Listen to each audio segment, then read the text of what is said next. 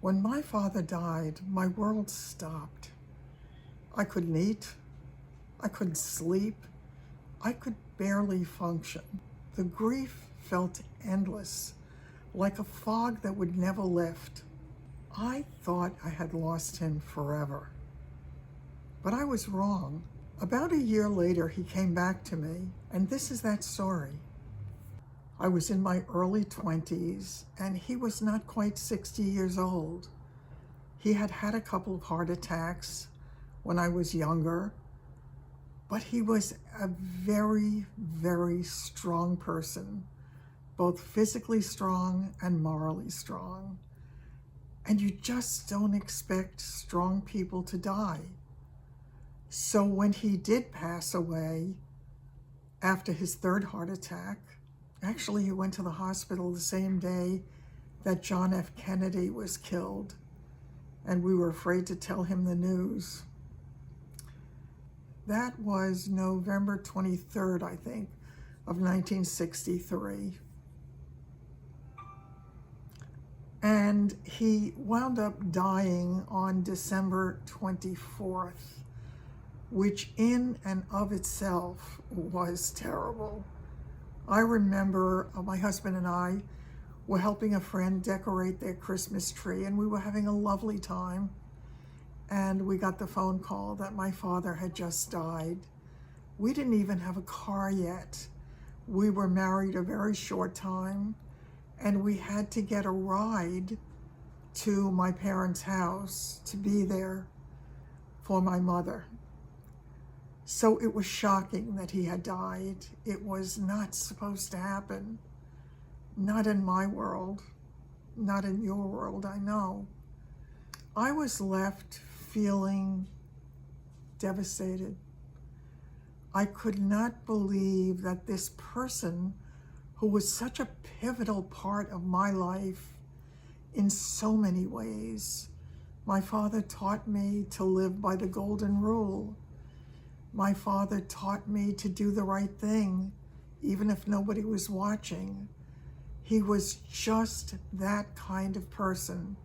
What he did not do was he was not demonstrative, so that he had deep feelings, but he didn't necessarily show them. My father had a store, and I remember at one point going in there. One day I was going to help out for a little while. He didn't know I was there yet, and he had a pad of mine that he had put on the counter, and he was showing it to one of his customers. It was my artwork, and he was so proud of it.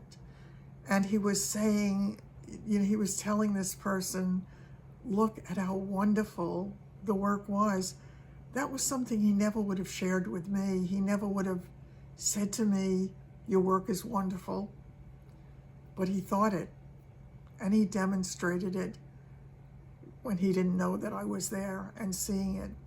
I remember right after my father died, we had, it was December 24th, as I say, and I actually couldn't even celebrate Christmas for years. The minute I would hear Christmas music, it would depress me. For about 9 years after he died, I could not enjoy the season because it was so associated with his departure. For a whole year after he died, I felt as if I was walking around in a bubble, literally. And the bubble that I lived in was black and white. There was no color. The world around me was in full color. Everybody else was living a normal life.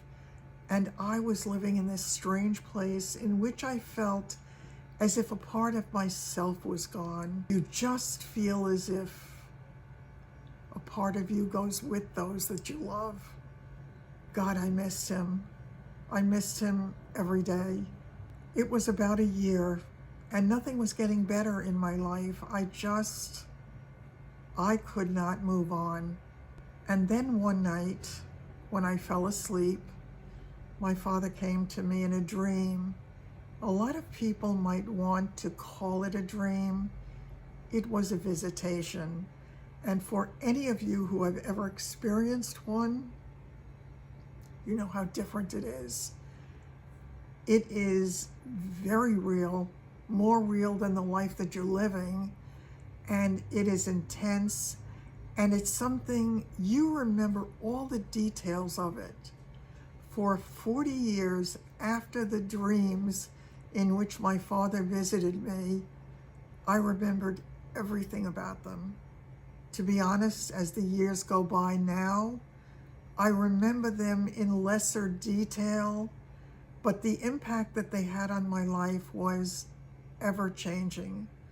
It totally changed the way I look at life and death. So let me tell you about the dreams. He came to me the first night, and he took my hand, and he showed me where he was. My father loved nature. He loved to be any place in nature, whether it be in the mountains, amid the trees and the greenery, if it was at the beach, wherever it was, he wanted to be there. And that is where he showed me he now lived or spent time. He took me with him. We sat on a bench and we talked. And he told me that he was just fine. There was absolutely nothing wrong with him. So we had a lovely visit. I don't remember the duration of it in terms of earthly time that first night, but it was long enough to really have a wonderful impact on me. At the end of this experience, I said to him as he was about to let me go, I said, "But you're dead." And he said, "No, I'm not." And that was the end of that first experience. He came to me 7 nights in a row, and it was the same every single night. He took me by the hand, and we walked together, and we sat together, and we talked together, and he let me know that not only was he at peace and completely well, but he was happy, and he wanted me to be happy.